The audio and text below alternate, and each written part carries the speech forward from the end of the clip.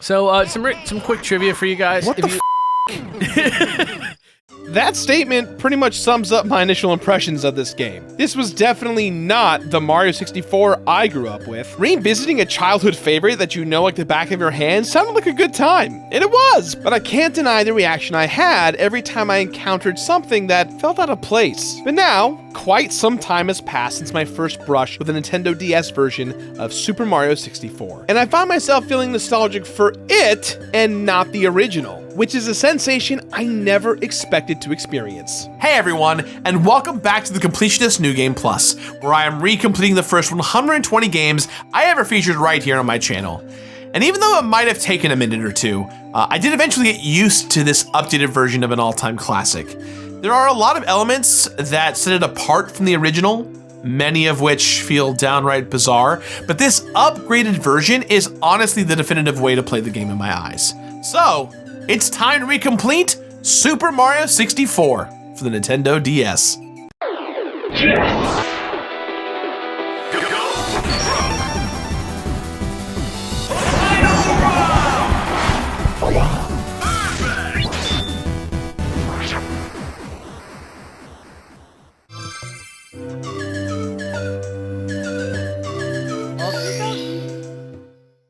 I'm not even sure if I can say anything about the original Super Mario 64 that hasn't already been said. It's the closest thing you can get to video game comfort food. But when I chose to complete it for my show the first time around, all the way back in 2013, I knew I was taking a risk. When revisiting stuff that's perfect, or at least stuff you remember as perfect, there's always a chance that you'll come across something that'll break the illusion. And my illusions were strong when it came to Mario 64. It starred what was probably my absolute favorite fictional character at the time, and it's the title that introduced me to 3D platformers, which is still one of my favorite genres to this day. It's safe to say that I've been emotionally involved with this game since day one, so any faults or flaws discovered during my revisit could have been heartbreaking. But come on, this is Mario 64 we're talking about here, folks. Of course I still loved it. Mario's acrobatics were still stylish, the levels were still diverse, the soundtrack was still iconic, and the subtly scaling difficulty still perfectly introduces newer players to the third dimension of video games. I'll admit it wasn't perfect though. I ended up craving a little more diversity from the boss fights, and the camera felt extremely outdated. But there was nothing that ever came close to besmirching Mario 64's immaculate memory. I felt pretty much the same about it as I did when I was a kid, even while under the burden of completion. I ended up giving it a rating of finna-peat because I may have changed, but the game itself definitely did not. That is until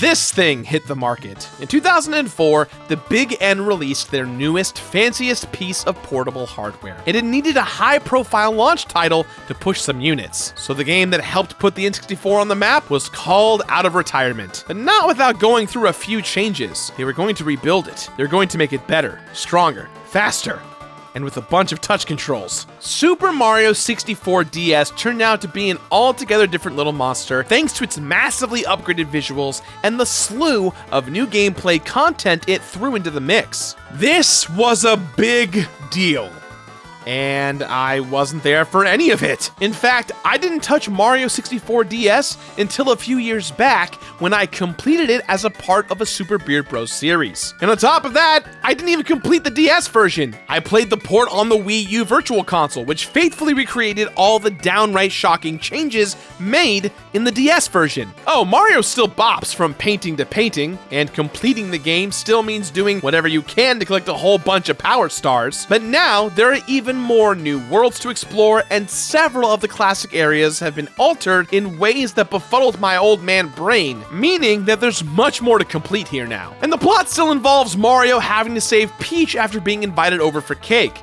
But this time, he's brought along these two knuckleheads. Dudes, don't bring your boys to a date. She invited you, not them. It's just fucking rude, dude. Mario 64 helped to successfully launch one console before, and it managed to do it a second time, as the DS version seems to be a part of everyone's collection, which means that there's a growing generation of people out there who think of this game when Mario 64 is mentioned. It's what they know, and it's what's normal to them. But for those of us who remember the way things used to be, much of the new content, no matter how cool it is, can just feel weird, man.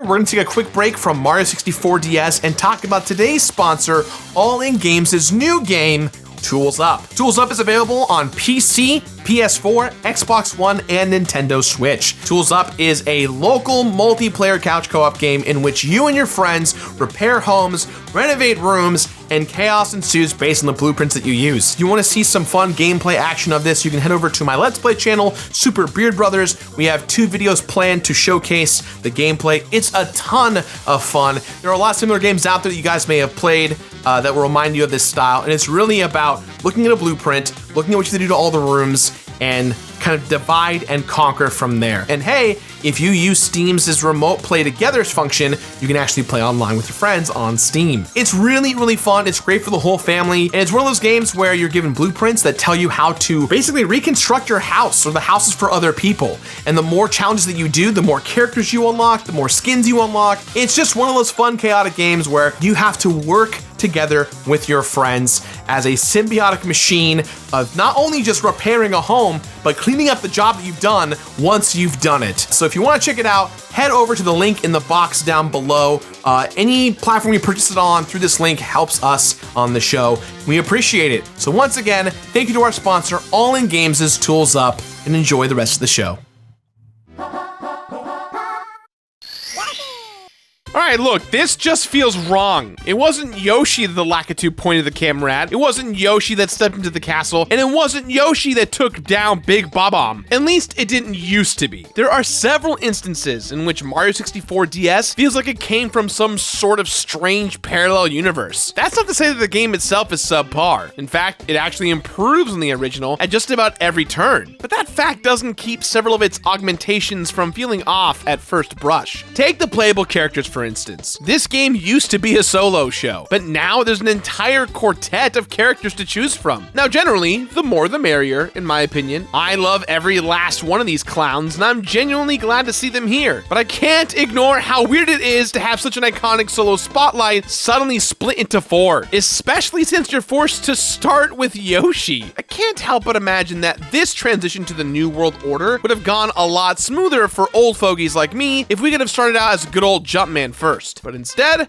players have to put in a little bit of work before they're even allowed to switch it up. But I can totally understand why they forced players to start with Yoshi. See, in addition to his swallowing, spitting, egg-laying, and he's also gained the unique ability to morph into any of the other playable characters if he finds one of their hats lying around. This makes Yoshi the stem cell of Mario 64 DS, which, yes, is freaking strange. When he transforms, he becomes an almost perfect copy of whoever he's aping and allows players to use the other guy's abilities while still technically playing as Yoshi. This is pretty useful for accomplishing some specific tasks or earning certain power stars without having to actually switch characters. And he's almost a perfect copy because hearing Yoshi noises come out of the other characters is downright disturbing.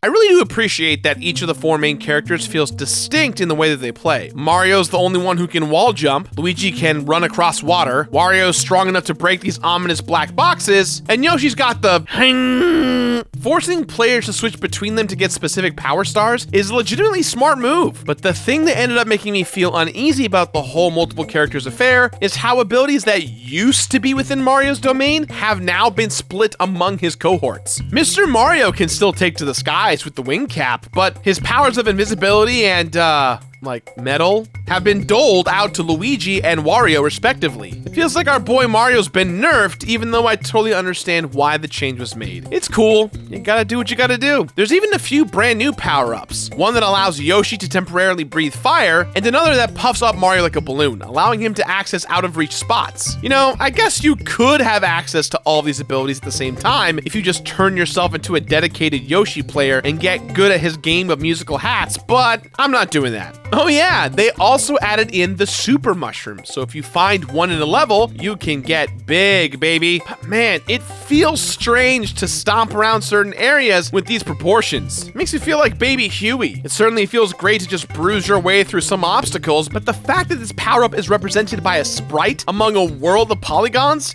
doesn't exactly help it fit in. Also, let's not forget, there are now 2 screens when it comes to this game. Most of the time, the second screen, which is dedicated to map duty, will go by unnoticed. But sometimes, it can be really helpful when tracking down certain collectibles. And by helpful, I mean it trivializes things. There are those red coins. right there. But at least this makes the completion process that much smoother. And that ended up mattering to me a lot, considering how much new stuff there is to do in this game, such as the Silver Stars, a completely new set of collectibles that are in each and every level. You collect all of them and you get a power star. Sometimes they're out and about, and sometimes you have to bop an enemy to find them, but they're always absolutely trivialized by the second screen. And to accommodate all of these new elements, Mario 64's real estate had to be expanded in certain areas, like this little back area in Thwomp's Fortress. That wasn't there before. And sometimes the DS version adds stuff to streamline things, like the bridges in Hazy Maze Cave. Most of the time, these additions feel logical and great, but come on, you have to understand how weird it was to go through a door expecting one room, which you've been going into since 1996, only to be hit by a completely new location, right? Imagine if you went to your aunt's house and the door that used to lead to the bathroom instead led to an entirely new room full of pastel colors and a toad that stares through your soul.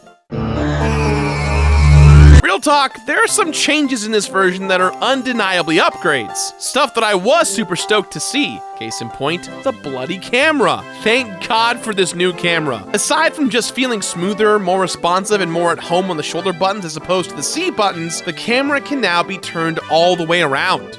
Beautiful. And while you can't freeze the camera angle anymore, this version has a feature that locks the camera behind the player's back. Very useful for certain areas. Also, I can't argue against how good this game looks. It ain't that pretty by today's standards, but compared to the original, it's gorgeous. You can see the differences most clearly with the areas that used to be ill-defined, like the cave interiors. But now they seem less like an endless void that makes me want to throw up when I look at them. You've got obvious texture improvements all over the place, and even some new visual Easter eggs, like Luigi's portrait inside of the haunted house. Very nice touch. Mario himself looks a lot more consistent with his more modern interpretations. He's slightly less cross-eyed. Even the enemies got facelifts. Look, the Pokies are no longer just JPEGs, and Bowser doesn't look like he's stuck in adolescence anymore. So long, weird Bowser! The visuals seem all the more impressive when you remember that this ran on a handheld console. No world seemed bigger when I was a little guy, and even though I've seen far larger worlds since, it's still crazy to know that this game is playable on the go. Imagine playing through TikTok Clock, but on the toilet! I haven't done it, but it's possible. I especially love the all-new levels and areas that they've included. See, the non-Yoshi characters have to be unlocked one by one by completing entirely original courses culminating in brand new boss fights. This is the kind of stuff that remakes were made for, and it even addresses one of my main complaints from the original. This gets me jazzed more than any other aspect of this game, but it ain't all pretty. That freaky rainbow room from earlier is actually known as the Rec Room, and it's where Mario 64 DS's many mini-games are accessed. It's a brand new area. After trying out a handful of those mini-games, you probably won't be coming back here that often. But I'm getting ahead of myself. In order to even play these little diversions, you've gotta unlock them one by one by capturing bunnies. You remember the Mario 64 bunnies, right? There were like 2 of them, maybe? Wait, they weren't bunnies? They were called MIPs? What the hell is a MIP? Okay, MIP. Oh, okay, I got it. They were still going gaga over polygons when they were originally naming these guys. Well, these bunnies have multiplied and they are all over the DS version. They are color-coded and can only be caught by specific characters. But once you do, they'll give you a key which can be used in the Rec Room to unlock a minigame. Look, I don't hate these minigames on principle or anything. It's just that most of these are the quality of the stuff your cousin would accidentally download from the App Store on your phone. There's stuff like gambling, look-in finds, and memory tests. They're the kind of games I'd play in a Mario Party, but here's the thing, I would never choose to play Mario Party games by myself, and that's really the only way to play these things here. Do I hate these minigames? Yes. Do I want them gone? No. There are people that grew up with this game, and each of these minigames is probably beloved by someone. Who am I to say that they shouldn't be here? I would be saying that if they actually gave you anything for playing them, making them a part of the completion process, but they don't, so I won't. And that's essentially how I feel about this version of Mario 64 and all the other hundreds of tiny little changes that there's no time to detail. There's nothing added here that's terrible, not even close. In fact, most of the new additions are straight up improvements. While many people are undoubtedly stoked about all the new stuff, and some are probably bummed at the loss of their beloved classic, I definitely like this new package better. I love the new levels and bosses, and I'm even glad that the stuff I don't particularly care about is included too. This game has remained utterly delightful despite all the time that's passed. It's always had something to offer, no matter what kind of player played it. And that's even more true now, what with all the extra stuff in it. It's official. This game is probably how Mario 64 will be remembered going forward, and I'm definitely okay with it. Here we go!